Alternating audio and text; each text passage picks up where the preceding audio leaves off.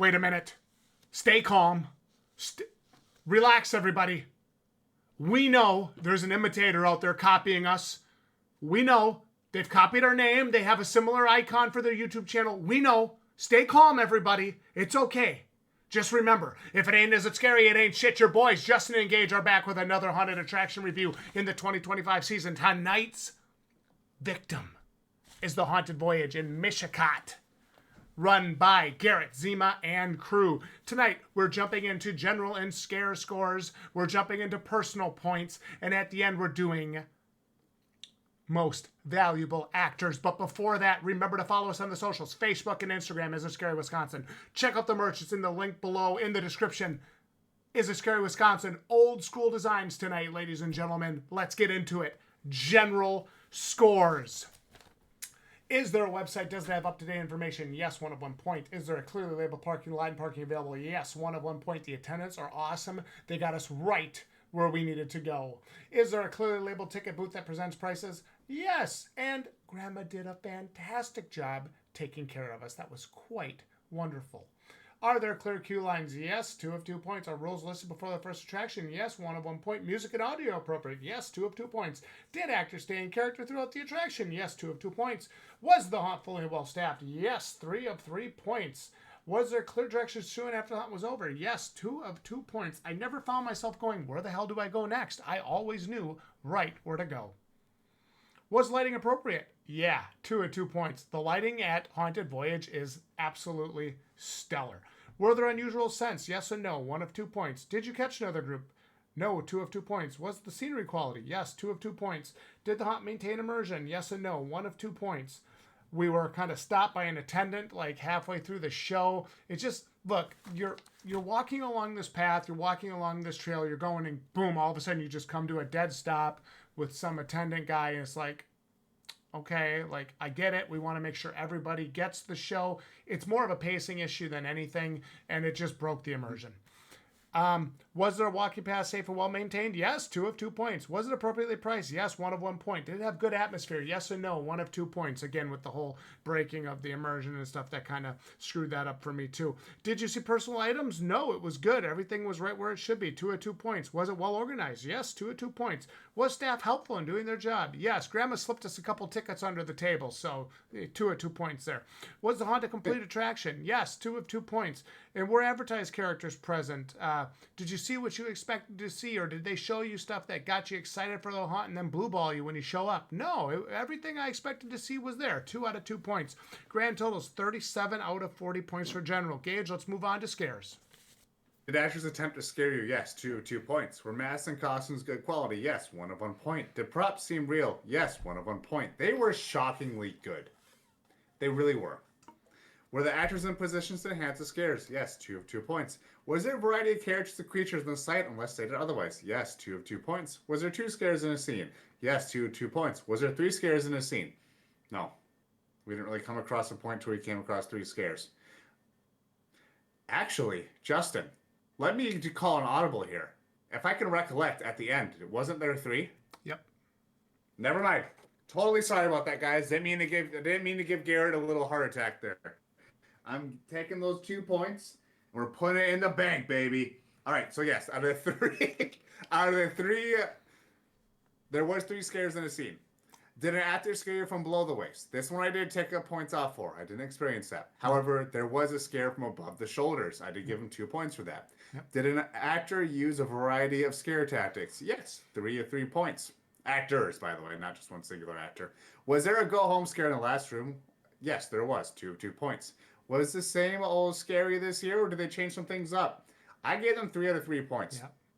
I've been there, since 2023, probably, with my friend and then Jenna. Justin wasn't there. And there was a few things I noticed, like structurally, how he moved. But the thing is, they still changed so much more. It's so hard for me to compare from that other year. Did actors seem well-trained and enthusiastic? Yes, 2 of 2 points. Were props, animatronics, and electronic devices in working order? Yes, 2 of 2 points. Were there any unique scares? Yes, 2 of 2 points. Did anyone use vanilla lines during a scare? 2 of 2 points. No, they did not. If there's a no touch hunt or a contact hunt, they abide by these rules. It was a no touch and they abided by those rules. Did 2 points. Did sounds enhance the scares? Yes, two points. Was the spoken language appropriate? Yes, 2 points. Was makeup on point? Yes, 2 points. I want to just bounce back to 18, where it said, "Did sounds enhance the scares?" While yes, there were some prop sounds, I want to also note with this being out in a camp, sometimes no sound is a loud enough sound as it was, and it wasn't loud. And So, also, you could hear people getting scares further into the camp, which really I it could, sets it up. like obviously it set it up for us, but I could hear the kids behind us talking, and they were like, "What the hell is going on out It's so there?" cute, dude. Like it was, So that is a great point to make. Is that really did the sounds really? I mean, that's awesome. It does, for real. Yep. Yeah, that's mine. So out of all that, yeah, 20. 38 out of 40. Excellent. So 37 and 38. That is 75 out of 80. Very nice. Very nice. The show at Haunted Voyage 2025 was a unique and passionate one. Storytelling here was stellar and exciting. For only the second time all season, I personally gave out a Scarlet badge. This is very rare. The other Gage gives out most of our Scarlet badges. No, and I am not diminishing the badges you give out. And not for me, just throw it away. No. The The problem is, if anybody actually thinks that, I can't help you. I'm so sorry. The first Scarlet badge I gave out this year was for a girl that literally dove out an open window halfway and stuck a running chainsaw in my face. Great scare. The Scarlet badge I gave out tonight was for the head camper who brought us into the story. Now, I'm not going to give you the full description of all the scares she did or how she did it. All I'm going to tell you is she set the scene for us so well. Remember, we're in a haunt. We're suspending disbelief. We know we're probably not going to die, but we're suspending disbelief enough that we can say, okay, I'm in this camp. I'm looking for these lost campers. Okay, that's what we're doing. Her storytelling and her engagement was so good, I gave her a golden actor badge on this night, and it was absolutely 100% deserved. So if you have an Instagram, if you have an Instagram, yeah. please tag us with that. We'd love to show you off on our little leaderboard thing, Gage. I'm so glad you remember that every year because I always forget. We were heading to Timmy's birthday party and we were looking for these lost campers. Everyone in the haunt kept to these themes. That's nice job. I completely forgot about that. This was A+. How did they score? Let's find out. We've got 75 so far on general and scare scores. Gage, if it's okay, we're going to jump into personal points. Let's do it. Okay. +1 scary skeleton point. Grandma is back. A favorite character that steals the show every time. And let me tell you, she's badder than ever, baby. +1 point. +1 point. Amazing storytelling at the start. And this is how you set up a great atmosphere. Unfortunately, it was beaten down a little bit by a start and stop pace. They still got an additional point for setting up an awesome atmosphere. +1 point. Many jump scares, prop scares, and sound scares were perfectly timed for when we walked into scenes. This was awesome, and it absolutely enhanced the show. +1 point. The haunt is designed well with many great hiding spots. This was a huge step up from the last time we were here, and actors struggled to get any scares. Actors tonight got several scares out of us. This was good. +1 point. not only did they have a go home scare, it was great. I'm surprised how many haunts I go through and their go home scare is a kid standing alone in a room with a pipe going,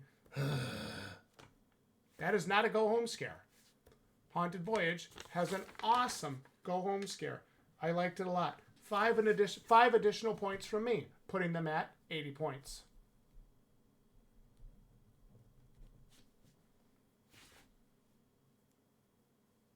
Took a point off because I'm kidding. No. I wanted to get his. I was looking at it. I was like, I'm setting him up. My personal points. My personal spooky point is such a beautiful fresh coat of paint. That's really putting it lightly when it comes to how fantastic they really changed some things up over the last years. It didn't even feel like Camp Tampa Wingo. Like I was walking through that, and I'm like, this feels AAA. This really feels AAA. It feels like as if like they got some corporate funding behind this. So it was really impressive how they altered their walkthrough From last so night. I agree with you. The scenes, they had so much more detail in them. They really did. And it was messier and dirtier. And yeah. Grandma does not keep her house. Grandma does not keep her house very clean. Yeah, okay, I'm not going to mention it. I'll mention it later. My next point is after interactions and the jump scares and the props, there was such a great blend with it. Mm-hmm. You know, there was plenty of talking, there was plenty of jump scares, there was plenty of props, both of which all just worked together. They were all in this pizza. You know, you got the pepperonis, the sausage, and you got that double extra cheese. I love extra cheese on my pizzas. I hope you do too. And if you don't, if you like pineapples on your pizza, well, can't help you. You probably like a different review channel. Anyways, my next bonus. My next bonus point is the checkpoints to. So now this is where I kind of disagree with you, Justin. Are you ready for this? You can disagree all you want. I gave a bonus point to the checkpoints that catch group avoiding congestion. You know, I like that as much as it kind of sucks. And I do want to touch on something later because you're right about one thing about that. As much as it kind of sucks that you kind of feel like immersion breaking, it does still kind of give people time to where we're not catching groups. Yes. That's really the most important part. That was nice. That's a haunt killer. You catch a group, it kills your vibe. Go watch our review for Dominion of Terror. If you get caught by a group at the wrong time, it can kill the show. It really can. So checkpoints really are important. If done right. Again, we'll talk about that in a minute. My next point is the lack of music intensifies that eerie factor. Yes. As I stated previously, no music is loud enough in the right situation. And this was ear bleeding. In a good way. My next bonus point. I'm on 5 bonus points right now, by the way. My next bonus point is the initial actor that sends you in. The one you gave the scare badge for. I really love how in the scene she was. Like it made me actually feel like I'm gonna go into a camp and never be seen again. She did a great job portraying her role and informing you on what's to come. Yep. My next and last bonus point is for the props. I want to, but not just the props in general, but with how so unique and gory they were. Yeah. I would love to probably message Garrett about it because I know he does a lot of that. And I'm just curious. I'm like, dude, do you like put that stuff together yourself or get something and then add to it? Because they were so unique. I saw, now I'm gonna, it's kind of a spoiler, but you know, it's so particular. You kind of have to look for it. I saw a girl and like her body and then there was a wood growing into it. And I'm just like, holy cow, there's two groups behind me that brought kids like 4 feet tall. 3 foot tall, a couple feet tall. Like they're tiny and they're going to see that. I'm like, shit, wow. Impressive. you guys did great with those props, and they're fantastically gory is the best way to put it. So out of total, I give them 6 additional bonus points. Excellent. Haunted Voyage is 86 out of 100. They're a very, very good haunted attraction. And I'm happy to say, this will come up later in the year when we do our reaction video. I'm happy to say that I was wrong about the Haunted Voyage in our prediction video. I knew going into this year that the Haunted Voyage was going to be one of two things. Really good or really bad. And I'm not trying to be mean. I'm not trying to be disrespectful. We talk about it behind the scenes. We talk to each other about this stuff all the time. I knew the show was either going to be great or it was going to suck. And I am so happy that it was great. I love to be wrong in those cases. I love being wrong on those things. And as far as I'm concerned, I hope I'm always wrong. The show was awesome. It was a lot of fun. The atmosphere, for the most part, was really good. And I am happy we didn't catch a group because, as we've seen, that can absolutely kill your score and absolutely kill your Haunts presentation and pacing. Now, that being said, Haunted Voyage in Mishicot is definitely one you want to check out. It is a family-friendly, for the most part, event. I don't know, man. I saw that. Not the props and like the scenery, but like I didn't feel like treat it like one. I didn't feel like people weren't welcome there. You know what I mean? Well, it's a community. No one's shouting the F-bomb out of nowhere. Yeah, it's a community event. Like you can, younger kids can go to this and they'll probably be okay. What else you got to say about the Haunted Voyage, Gage? So I do want to have a few critiques. Sure. Albeit just a few. The waiting area could really use an actor. I am so glad you said that. I literally turned to you at one point in there and was like, why isn't there at least one actor in here, like creepily walking through here or just stalking and just groups? Watching people. Even an eerie actor just to kind of give you a little taste, you know? Anything. Like, if maybe they're trying to go for a fact that this is your last point of like human contact and now you're going to go into the forest of spirits, maybe. But like, there's always a wandering soul every here and there, you know? That's what there I mean, literally was an orb. Justin, there was an orb that flew right across your screen right when I said spirits. People rewind that. Justin's house is haunted, and I'm going to make him freak out. He's probably not going to sleep tonight. It's probably Merv. Anyways. It's probably Merv. I'm not really worried about it. Yeah, he follows us around the store a lot. I lied to you. Look back. There was an orb that went right across the screen. I watched too much Ghost Adventures. Okay. Another point I want to touch about the waiting room. Yes, the artifacts and like the crane games. Those are cute. Those are cool. Those are cute. I love those. I love the giant, I'm not really going to call it a spoiler because it's literally in the waiting room. The giant freaking pumpkin guy you have up there. It's really impressive. It's cool. I just really think it would benefit with a actor or two. But yeah, focus on the haunt. Don't pull from actors there unless you need it, unless you can spare it. My next point I want to make. This is regards to the checkpoint where you were kind of bringing it up with immersion. I do think it's really crucial to have, when you do have these checkpoints, to have someone that's immersed, like that's immersive. That's someone that's in costume, not wearing the Haunts hat and then just a t-shirt and jeans, look like, all right, so it's something who's just waiting. Like, you feel like you're getting into a VIP, like a club, and it's like I shouldn't need to feel that. I'm at a place of tortured lost souls that are camping for the rest of their life, for their souls, whatever, you know what I mean. But I see some guy here, it really takes you out of it. I really feel like you need an actor there. Because, the great example, when you get done with your first waiting area and go into the next, there's literally, the actress there was perfect. She stayed in character and everything. It felt like moving on.